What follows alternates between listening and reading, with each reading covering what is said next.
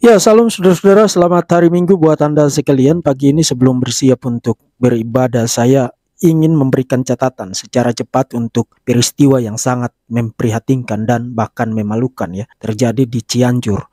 Anda bisa sambil melihat rekaman video pencopotan label nama gereja pada tenda bantuan kemanusiaan yang terjadi di Cianjur. Saudara, sebelum saya memberikan catatan, ada dua hal pengantar secara cepat. Pertama, komentar ini saya tidak lakukan atas nama gereja yang bersangkutan. Dan yang kedua, saya tidak menganggap bahwa semua Muslim memiliki mentalitas dan setuju dengan tindakan seperti yang Anda saksikan pada rekaman video tersebut ya. Malah sebaliknya, saya percaya mayoritas Muslim yang melihat rekaman itu sangat mungkin akan merasa malu dan menganggap bahwa itu sesuatu yang terlalu berlebihan dan tidak pantas untuk dilakukan. Dan ya, oknum-oknum yang melakukan tindakan ini memang melakukan tindakan yang sangat amat tidak pantas atas beberapa alasan ya. Yang pertama, itu adalah tindakan paranoid yang lahir dari satu kecurigaan tak berdasar yang sangat akut dan memang betul-betul sangat amat tidak berdasar. Itu bencana alam dan itu isu kemanusiaan. Orang memberikan bantuan itu tidak memandang kamu agamanya apa,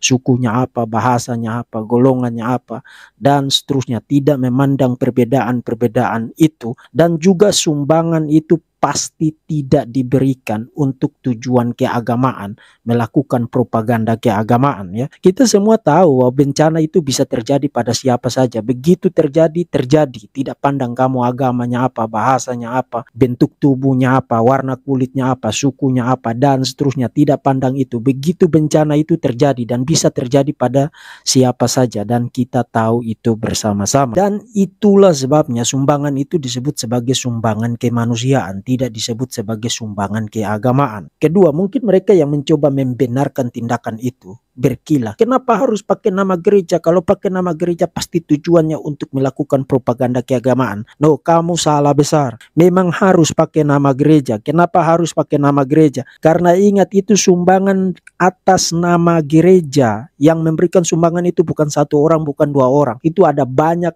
orang memberikan sumbangan, anggota-anggota gereja itu memberikan sumbangan. Dan sebagai sebuah badan, sebagai sebuah organisasi yang mewadahi, mengumpulkan sumbangan itu, harus memberikan pertanggungjawaban atau untuk tujuan akuntabilitas. Bagaimana caranya memberikan pertanggungjawaban? Ya, pasang labelnya di situ, kemudian didokumentasikan, dan itu dilaporkan kepada pihak yang bertanggung jawab untuk diteruskan kepada orang-orang yang sudah memberikan sumbangan itu. Jadi ya, harus pakai nama gereja. Lagian memangnya kenapa kalau pakai nama gereja? Kamu aja yang otaknya kotor, penuh dengan kecurigaan, mencoba membenarkan otak kotor kamu dengan mengajukan pertanyaan semacam itu. Jadi jangan membenarkan sesuatu yang tidak pantas dan tidak patut dilakukan, apalagi itu tindakan yang memalukan ya. Dan yang ketiga, saya kira pemerintah atau pihak keamanan yang terkait perlu turun tangan, setidaknya memberikan edukasi, memberikan penyuluhan kepada orang-orang semacam ini, apalagi mereka semacam ini sampai mempublikasikan itu dengan tujuan untuk memprovokasi orang, mempengaruhi orang untuk ikut curigaan dan menyetujui tindakan memalukan mereka tersebut ya. Saya sebagai seorang teolog, seorang akademisi Kristen, bisa memastikan kekristenan itu membedakan antara amanat agung atau mandat penginjilan, pekabaran Injil, memanggil orang-orang yang belum percaya untuk percaya kepada Yesus sebagai Tuhan dan Juru Selamat. Itu punya kategori tersendiri, dan ayat terkenalnya adalah Matius pasal 28 ayat 16 sampai dengan ayat yang ke-20 yang disebut dengan amanat agung. Tapi dalam hal pemberian sumbangan, pemberian bantuan untuk isu kemanusiaan atau bencana alam atau apapun juga, itu kategorinya tidak masuk ke situ. Kategorinya adalah mandat sosial, ekspresi dan wujud dari prinsip mengasihi. Kasihilah Tuhan Allahmu dengan segenap hatimu, dengan segenap jiwamu, dengan segenap akal budimu, dengan segenap kekuatanmu, dan kasihilah sesamamu manusia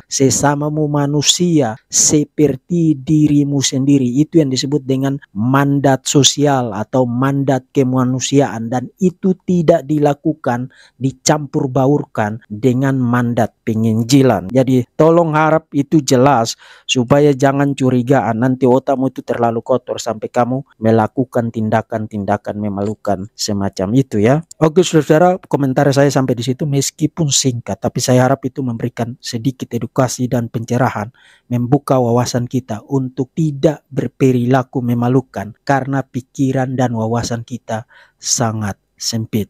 Allah Tritunggal, Bapa, Putra, dan Roh Kudus memberkati kita sekalian. Salam.